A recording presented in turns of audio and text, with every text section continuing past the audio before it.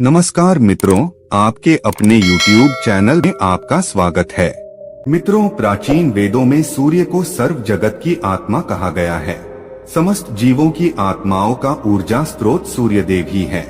सूर्य से ही सृष्टि पर जीवन है। सूर्य का शाब्दिक अर्थ प्रेरक होता है। यह सर्व प्रकाशक, सर्व प्रवर्तक होने से सर्व कल्याणकारी है। यजुर्वेद में कहा गया है, चक्षु सूर्योजायत, अर्थात सूर्य भगवान का नेत्र है। इसीलिए साक्षात भगवान सूर्य की किरणों के माध्यम से समस्त संसार का संचालन करते हैं। मनुष्य को सूर्य भगवान को जल देकर उनका आभार प्रकट करना चाहिए। यदि नित्य सूर्य को जल देना संभव नहीं है तो व्यक्ति को रविवार के दिन सूर्य देव को जल अवश्य ही देना चाहिए। इससे मनुष्य को सूर्य देव की कृपा प्राप्त होती है। मित्रों, सूर्य इस संपूर्ण सृष्टि के प्रत्येक जीव का आधार है। सूर्य देवता के बिना तो जीवन की कल्पना भी नहीं की जा सकती है।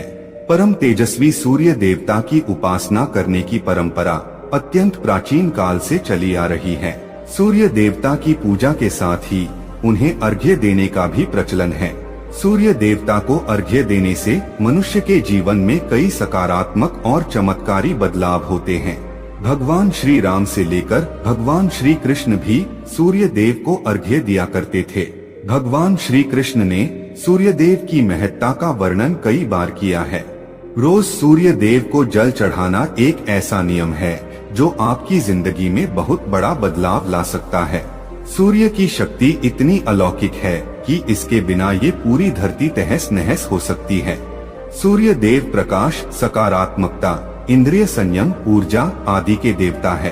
अगर आप जीवन में निराश और हताश महसूस कर रहे हैं, आपका मन आपके वश में नहीं है, आपका स्वभाव अत्यंत क्रोधी है, आप अपने काम भाव पर नियंत्रण नहीं कर पा रहे हैं, शरीर में बेचैनी महसूस होती है और आपका मन नकारात्मक विचारों से भरा हुआ है, तो आप सूर्य देव की उपासना अवश्य करें। सूर्य देव को मात्र जल चढ़ाने से आपके सभी संकट दूर हो सकते हैं। संसार की हर परेशानी का हल सूर्य देव के पास ही है। आपकी हर समस्या का समाधान सूर्य को जल अर्पण करने से ही प्राप्त हो सकता है। सूर्य देवता की उपासना करने से आत्मा की शुद्धि होती है और मनोबल बढ़ता है। सूर्योदय के समय सूर्य की किरणों से वातावरण पवित्र और सकारात्मक बन जाता है। यदि प्रतिदिन आप सुबह स्नान करके सूर्य देवता को मंत्रों का उच्चारण करते हुए जल चढ़ाते हैं तो इसके आपको कई फायदे होंगे। कुछ ही समय में आप खुद इसका प्रभाव महसूस करेंगे कि सूर्य देव की कृपा से आपका जीवन कितना बेहतर हो गया है। आप पाप, रोग, भय आदि दोषों से मुक्त हो जाएंगे और आपका जीवन खुशियों से भर जाएगा। आपका शरीर स्फूर्ति युक्त, रोगों से मुक्त हो जाएगा और आप प्रत्येक कार्य को उत्साह से कर पाएंगे। कुंडली में अन्य ग्रहों की तरह ही सूर्य के शुभ या अशुभ स्थिति में होने से हमारे जीवन पर भी इसका शुभ या अशुभ प्रभाव पड़ता है। कुंडली में सूर्य यदि शुभ स्थिति में होता है तो हमें समाज में भरपूर मान सम्मान, यश और प्रसिद्धि मिलती है।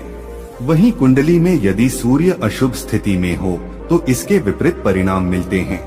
इसलिए कुंडली में यदि सूर्य की स्थिति मजबूत करनी है तो ज्योतिष शास्त्र में कुछ ऐसी चीजों के बारे में बताया है जिन्हें पानी में डालकर सूर्य देव को अर्घ्य देने से शुभ परिणाम प्राप्त होते हैं।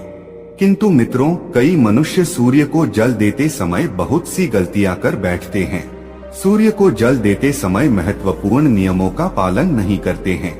गलत तरीके से अर्घ्य देकर सूर्य देव का अपमान नहीं करना चाहिए, अन्यथा मनुष्य को कई कष्टों का सामना करना पड़ सकता है।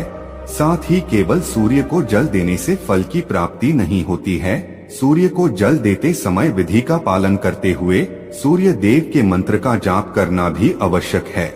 तभी सूर्य को जल देने का फल मनुष्य को प्राप्त होता है। ज्योतिष शास्त्र के अनुसार सूर्य देव अप्रसन्न होने पर मनुष्य की बुद्धि का नाश हो जाता है। उसे चारों ओर से अपमान का सामना करना पड़ता है। ऐसे व्यक्ति की आंखों की रोशनी चली जाती है और उसे गंदा भोजन प्राप्त होता है। फल स्वरूप व्यक्ति की विद्या कम हो जाती है।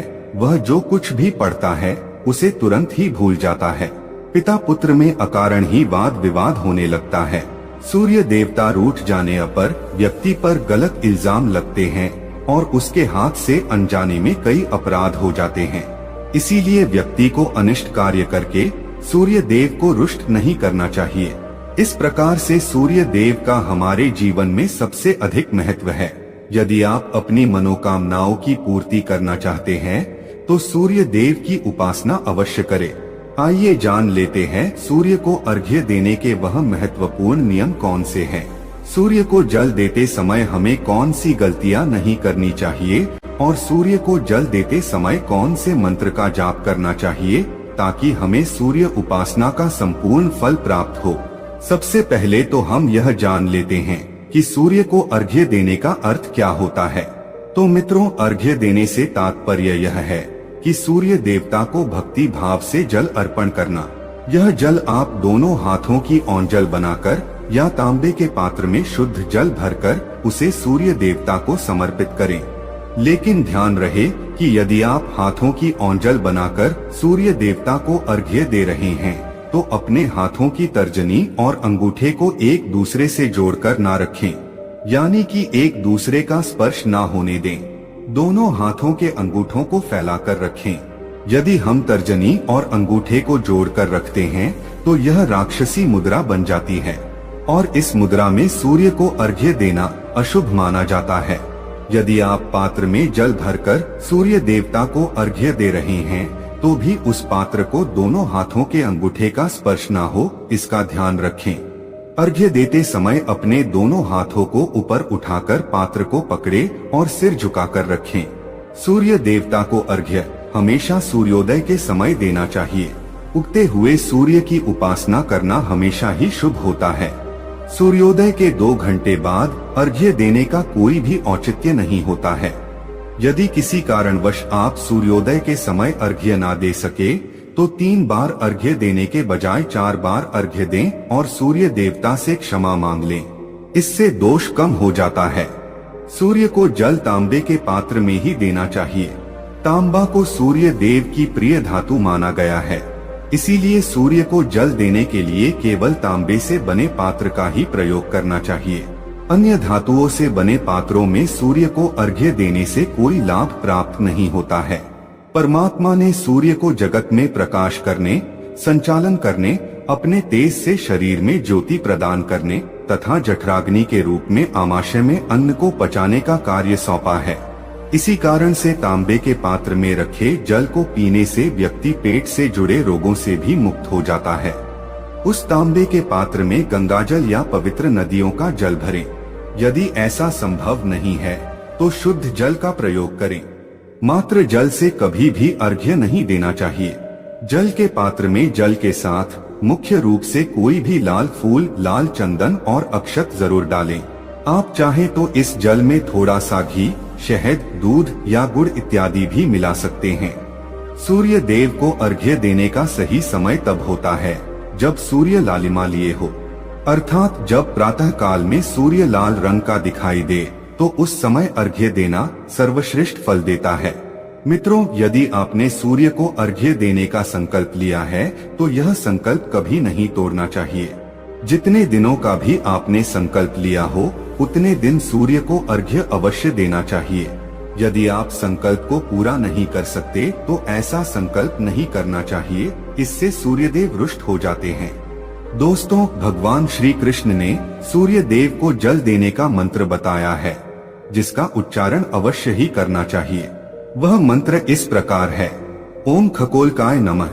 इसके अलावा आप ओम घृणी सूर्याय नमः इस मंत्र का जाप भी कर सकते हैं। इस मंत्र का उच्चारण करके सूर्य को जल देने से दरिद्रता का अंत होता है और व्यक्ति को सुख समृद्धि की प्राप्ति होती है। दोस्तों, सूर्य देव की महिमा अपरंपार है और प्रतिदिन ही हमें उनका आभार मानना चाहिए। परंतु ज्योतिष शास्त्र में मुख्य रूप से रविवार का दिन सूर्य देवता का दिन माना जाता है। इसलिए अपनी कुंडली से सूर्य दोष को दूर करने के लिए आपको रविवार के दिन विशेष रूप से सूर्य देवता का उपवास रखना चाहिए और सूर्य से संबंधित वस्तुओं का दान करना चाहिए। सूर्य देव से संबंधित वस्तुएं हैं तांबा, गेहूं, गुड़, चंदन तथा पीले रंग के वस्त्र आदि। इन वस्तुओं का रविवार के दिन दान करने से व्यक्ति के सभी दुखों का अंत होता है। यदि आप बीमार है अथवा घर में सूतक है या अन्य कोई समस्या है जिसके कारण आप सूर्य देव को अर्घ्य नहीं दे पा रहे हैं, तो इसके लिए शास्त्रों में मानस पूजा का प्रावधान किया गया है, यानी कि आप अपने मन में ही सूर्य देव को अर्घ्य दे सकते हैं। मित्रों, सूर्योदय पूर्व दिशा से होता है और यदि किसी कारणवश सूर्य देवता दिखाई नहीं दे रहे हैं तो आप उनका मन ही मन स्मरण करके पूर्व दिशा की ओर मुख करके उन्हें अर्घ्य दे सकते हैं, लेकिन कभी भी सूर्य को अर्घ्य देने का संकल्प ना छोड़े।